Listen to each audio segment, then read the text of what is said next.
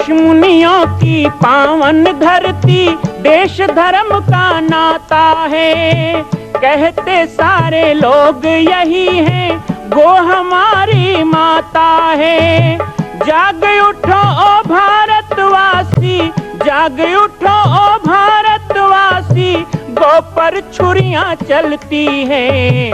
बंद करो गो माँ की हत्या, सारी जनता कहती है। बंद करो गो माँ की हत्या, सारी जनता कहती है।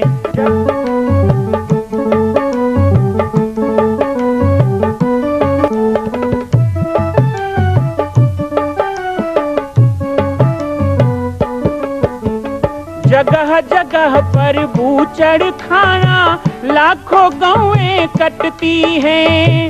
किसे सुनाए व्यथा हमारी, नैना नीर बहाती हैं। रक्षा करना गौ माता की, रक्षा करना गौ माता की, गीता ज्ञान सिखाती है।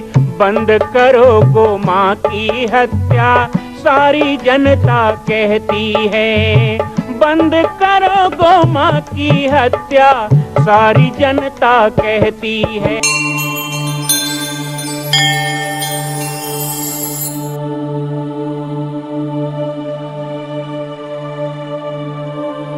जय श्री राम, जय गौ माता, जय गोपाल। स्वागत है आप सभी का बाबा जी की पाती कार्यक्रम में। कोरोना काल के बाद पाटेश्वर धाम में आने जाने वाले भक्तों का आज तांता लगा है। आप सभी से मैं एक निवेदन करने के लिए आज विषय रख रहा हूं। कोरोना काल अभी टला नहीं है, अभी भी मास्क लगाना जरूरी है, सोशल डिस्टेंसिंग है। साथ ही साथ संक्रमण से बचने के लिए अपने अपने घर पर रहना जरूरी है। लेकिन फिर भी पाटेश्वर धाम के आने वाले दर्शनार्थियों को रोका नहीं जा रहा है। शासन के गाइडलाइन के अनुसार यहाँ पर भी सोशल डिस्टेंसिंग, मास्क और जगह जगह पर हाथ पांव धोने का साधन बनाया गया है। आप आ सकते हैं, अधिक संख्या में ना आए, अपने परिवार के साथ ही आए, अन्य लोगों को ना लाएं। जिनको आना हो वो अपने साधन से अपने परिवार के साथ आए। जिस तरह अपने घरों में रहते हैं तो हम अपने परिवार के साथ घुल मिल कर रहते हैं, इस तरह ही यात्रा में आइए। पाटेश्वर धाम में आने पर गेट के पास ही पानी का स्थान है, जहां आपको हाथ पैर धोना है। सीता रसोई है, जहां पर आपको पूजा सामग्री मिलेगी। मंदिर में दर्शन करें, निश्चित दूरी बनाते हुए करें, शांतिपूर्वक करें। समयानुसार हम भी आपसे मिलेंगे, लेकिन वो भी समय पर, हर समय नहीं। हो सके तो आपके पास पाटेश्वर धाम के फोन मोबाइल नंबर हो तो व्हाट्सएप मैसेज करके या फोन करके आप सूचना भी दे सकते हैं। नहीं तो आवश्यक नहीं है, भक्त लोग बिना सूचना दिए भी आ सकते हैं। दर्शन के पश्चात ऊपर पहाड़ी पर पाटेश्वर जी का दर्शन करें, नर्मदा मैया का दर्शन करें। सीता रसोई में भोजन प्रसादी प्राप्त करें, जो आप लोगों के सहयोग से ही चल रहा है। सीता रसोई में प्रतिदिन एक दिन का 700 रुपये देकर के लोग जुड़ते हैं। अपने जन्मदिन, अपने बच्चों के जन्मदिन या अपने विवाह के वर्षगांठ, कोई भी मंगलमय अवसर या परिजनों की पुण्य स्मृति में। इस तरह सीता रसोई चल रही है। आप वहां जाकर सुंदर भोजन प्रसादी प्राप्त करें। और जाते समय बड़ी जुंगरा गांव में जो स्थित श्री हनुमान नंदीशाला गो अभ्यारण्य है, बहुत ही अद्भुत और सुंदर निर्माण है, वो भी आप देखते हुए जाएं। पाटेश्वर धाम में कोरोना काल के बाद जो दर्शन खुला है उसके बारे में बताना आवश्यक था। हमारे YouTube चैनल के माध्यम से हमसे हजारों लोग जुड़ते हैं, लाखों लोग जुड़ते हैं, उन सभी को हम ये सूचना दे रहे थे। आइए आपको बचपन की यादें कार्यक्रम में आज पुनः जोड़ता हूं। सभी का स्वागत है। बचपन की यादें। संस्मरण है 1986 हरिद्वार महाकुंभ का। हमारे पास एक भक्त हैं जिन्होंने पूछा है, उज्जैन से सत्येंद्र मित्तल जी। बाबा जी की पाती देखने के बाद YouTube में उन्होंने जिज्ञासा लिख करके भेजी है कमेंट में। जानना चाहा है कि आप अभी हमें बता रहे हैं काठिया बाबा, बाघंबरी, टाटंबरी, फलाहारी, दूधाधारी, खड़ेश्वरी, मौनी बाबा या धुनी तपने वाले, ऐसे बहुत से संतों का आप बता रहे हैं। तो ये संप्रदाय क्या होता है? हम सुनते हैं कि 13 अखाड़े हैं, चतुर संप्रदाय है, ये होता क्या है? देखिए, 4 संप्रदाय का अर्थ हो गया वैष्णव, सन्यासी। इस तरह जो हम अलग अलग वर्ग में बांटते हैं। जैसे वैष्णव में ही रामानुज संप्रदाय, रामानंद संप्रदाय, विष्णु स्वामिनी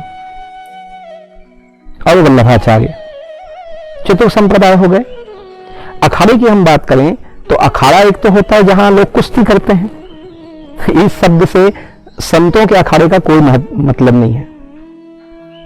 हमारे यहाँ उदासीन अखाड़ा है, संतोषी अखाड़ा है, निर्मल अखाड़ा है, आवाहन अखाड़ा है, दिगंबर अखाड़ा है, ऐसे अलग अलग अखाड़े हैं। निर्वाणी है, निर्मोही है, इसमें वैष्णवों के भी हैं, सन्यासियों के भी हैं, नागा साधुओं का भी है। जैसे आवाहन अखाड़ा हो गया, अग्नि अखाड़ा हो गया, और अभी तो किन्नर अखाड़ा भी शुरू हो गया है। अखाड़े का अर्थ होता है एक परिवार, एक कुंडा, जहां पर उनके अनुयायी, उनके गुरु परंपरा के शिष्य एक जगह पर एकत्रित होते हैं। फिर अखाड़े के अंदर होता है खालसा। जैसे आपने सुना होगा हमारा पाटेश्वर धाम जो है वो दिगंबर अखाड़ा, अर्थात रामानंद संप्रदाय दिगंबर अखाड़ा। लेकिन हमारा जो खालसा है वो है राजयोगी खालसा। राजयोगी खालसा, खालसा शब्द का जो उत्पत्ति है वो सीधी सी बात है कि सिख धर्म में हम सुनते हैं खालसा। गुरु गोविंद सिंह जी ने कहा, सकल जगत में खालसा धर्म साजे, जगे धर्म हिंदू सकल फंड भाजे। खालसा खालिस शब्द से बना है। खालिस अर्थात खाली, खालिस अर्थात पवित्र, खालिस अर्थात कोरा। जो कोरा हो, पवित्र हो, खाली हो, जिसमें छल कपट दम्भ ना हो, वो खालिस ही खालसा शब्द से बना है। अर्थात एक पवित्रता का समूह वो खालसा कहलाता है। फिर हमारा अखाड़ा हो गया दिगंबर अखाड़ा, तो इसके अंदर द्वारा भी होता है। जैसे रामानंद संप्रदाय है तो उसके 52 द्वारे हैं। 52 द्वारे में दुंदु द्वारा, यानी रामानंद जी के 52 शिष्य हुए, तो वो 52 शिष्यों के नाम से एक एक जैसे मलिक द्वारा हो गया है ना, तो अलग अलग सब है द्वारा। तो हमारे दुंदु जी थे, उनके शिष्य परंपरा से हम लोग हुए, तो वो द्वारा कहलाया। तो खैर ये बहुत सी लंबी चौड़ी बातें हैं, फिर भी थोड़ा बहुत जानकारी आपको हो कि अखाड़े, द्वारे और संप्रदाय ये कोई भेद बांटने वाला चीज नहीं है। ये केवल एक नाम है, अलग अलग संज्ञा में पहचानने के लिए। जैसे एक परिवार और समूह होता है, आप लोगों में सरनेम होता है, कई प्रकार का है, संतों में भी बहुत बड़ी संख्या है, लाखों की, इसलिए बनाया गया है। तो ये हमको जिज्ञासा मिली थी। एक जिज्ञासा और आई है, उस पर भी चर्चा करते हैं। बचपन की यादें कार्यक्रम में मैं आपको बता रहा था कि हम कुंभ में घूमते थे, अलग अलग टेंट में जाते, पंडाल में जाते, वहाँ की व्यवस्थाएं देखते, वहाँ का आनंद देखते। कहीं भागवत की कथा हो रही है, कहीं राम कथा हो रही है, कहीं कृष्ण कथा हो रही है, साथ ही खूब यज्ञ भी हो रहे हैं। हमने पहली बार यज्ञशाला भी वहीं देखा। हालांकि उस समय ये पता नहीं था कि संतों के आशीर्वाद से हमें भी कई यज्ञ करने का अवसर मिलेगा और कई बड़े बड़े यज्ञशाला बनाने का अवसर मिलेगा। उस समय उन यज्ञशालाओं को देखते थे तो हमें बड़ा आश्चर्य होता था कि यज्ञशाला बनाते कैसे हैं। और अब ऐसा हो गया है कि हमारी यज्ञशाला को देखकर कुंभ के मेले में सभी संत चौंक जाते हैं कि इतना अच्छा कैसे बना लेते हैं। तो हमारे कुंभ के विभिन्न दर्शन में एक यज्ञ का दर्शन मिला, मुझे बहुत अच्छा लगता था बचपन से। यज्ञ का परिवेश, हवन होता हुआ देखना, वहाँ गैरिक वस्त्र पहन के जोड़े से लोगों का बैठना, लोगों का परिक्रमा करना, वहाँ बटने वाला प्रसाद, ये सब देख के बड़ा अच्छा लगता था। रामलीला और रासलीला का मैंने बताया ही है, रात में हम रासलीला देखने चले जाते, 10-11 बज जाते, रात के 12 बज जाते। इस तरह धीरे धीरे जागरण की भी आदत बनने लगी। संतों के बीच में मैं इतना खोया हुआ था कि 1 महीना तो 1 दिन जैसा बीत गया। 2-4 दिन और बचे थे, आखिरी शाही स्नान के बाद हमें वापस लौटना था। गुरुदेव ने कहा कि चलने की तैयारी भी करना है, तो मन बड़ा बोझिल सा होने लगा कि अब कुंभ से हमको वापस जाना होगा। लेकिन प्रसन्नता भी थी कि फिर से अपने जंगल में जाएंगे, क्योंकि मैंने पहले भी कहा मुझे सबसे अच्छा लगता था पाटेश्वर धाम। वहां भी याद आता था जामड़ी पाट, अपना जंगल, अपना आश्रम, अपने यहाँ के वन्य मित्र। लगता था कब पहुंचे, जाके वहां भक्तों को ऐसे बताएंगे, रामाजिन बाबा को ऐसे बताएंगे, ये हुआ ऐसे हुआ, सब बहुत सा मन में था। हरिद्वार कुंभ में हरिओम महाराज जी के साथ घूमते हुए हम ऋषिकेश भी गए। ऋषिकेश का लक्ष्मण झूला देखा और ऋषिकेश की जो गंगा जी की धारा है बहुत पवित्र और पावन है। उस गंगा जी में स्नान करने का भी अवसर मिला। प्रमुख संतों में उस समय भारत माता मंदिर के प्रमुख जगत गुरु शंकराचार्य, उस समय वो शंकराचार्य थे, जगत गुरु शंकराचार्य, सत्यमित्रानंद जी महाराज से भी मेरी मुलाकात हुई, मैंने उनसे दर्शन किया और पहली बार मैंने साध्वी ऋतुम्बरा जी को वहां देखा। हालांकि उसके बाद मेरे जीवन में ऋतुम्बरा जी के साथ कई सभाएं करने का अवसर मिला, लेकिन मैंने पहली बार ऋतुम्बरा जी को वहीं देखा। उस समय बहुत छोटे उम्र की थी वो, मेरे ख्याल से 15 से 16 साल की रही होंगी साध्वी ऋतुम्बरा जी। और शिवा सरस्वती, उमा भारती जी उस समय राजनीति में नहीं आई थी, बहुत छोटी थी। तो इन सबको मैंने देखा, बहुत नजदीक से जाना। और भी बहुत से संत थे जिन लोगों का मैं नाम अभी नहीं ले पा रहा हूँ, भूल सा रहा हूँ, लेकिन बड़े बड़े संतों का दर्शन सानिध्य मिला। मैंने जैसा पहले ही कहा है, एक तो दादा गुरु जी का नाम मेरे साथ जुड़ा हुआ था। जहां भी जाओ तो कौन हो तो बताते थे कि दादाजी हैं वो हमारे रामकृष्ण दास जी। तो ऐसे ही प्रेम मिलता था और साथ ही हमारा रूप ऐसा था, हम छोटे से और देख के सब प्रसन्न हो जाते, सब प्रेम करते, सब आशीर्वाद देते। बाबा बर्फानी जी से मिला, तो ऐसे सब संतों से मिलते करते हुए कुंभ का अब विदाई का समय आ रहा था। 3-4 दिन में शाही स्नान, अंतिम शाही स्नान के बाद हमको वापस आश्रम लौटना था। वापस लौटने के बाद क्या अनुभूतियां हुई हैं, और पाटेश्वर धाम में 1986 और 87 में कुछ विशेष घटनाएं मेरे साथ घटी, उनका भी मैं जिक्र करूंगा, उनका भी उल्लेख करूंगा। आपको बाबा जी की पाती में बचपन की यादें में वो सब बताऊंगा। आज के लिए हम ये समझते हैं कि कुंभ यात्रा को हम आज समापन कर रहे हैं। कुंभ के इतने ही संस्मरण बता करके कल हम कुंभ से वापसी का और वापस आने के बाद आश्रम की घटनाओं के बारे में आपको बताएंगे। तब तक के लिए जय सिया राम, जय गो माता, जय गोपाल।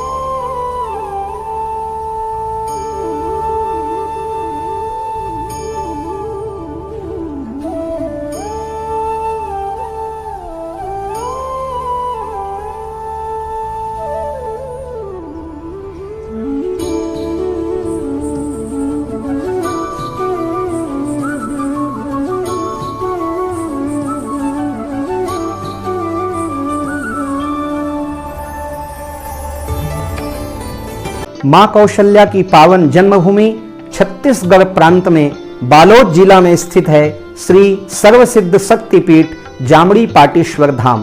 परम पूज्य सद्गुरुदेव राजयोगी बाबा जी की तपस्थली श्री पाटेश्वर धाम और विश्व के अद्वितीय मां कौशल्या जन्मभूमि मंदिर निर्माण का दर्शन करने और इसी प्रकार समसामयिक विषयों पर अपना ज्ञान वर्धन करने के लिए और 10,000 गायों के लिए बनने वाले श्री हनुमान नंदीशाला गो अभ्यारण्य का समाचार प्राप्त करने के लिए आप सभी देखते रहें YouTube चैनल पर राम बालक दास, और हमारे चैनल को आप सभी सब्सक्राइब करें, घंटी का बटन दबाएं ताकि आप सूचनाओं से जुड़े रह सकें। जय श्री राम, जय गो माता, जय गोपाल।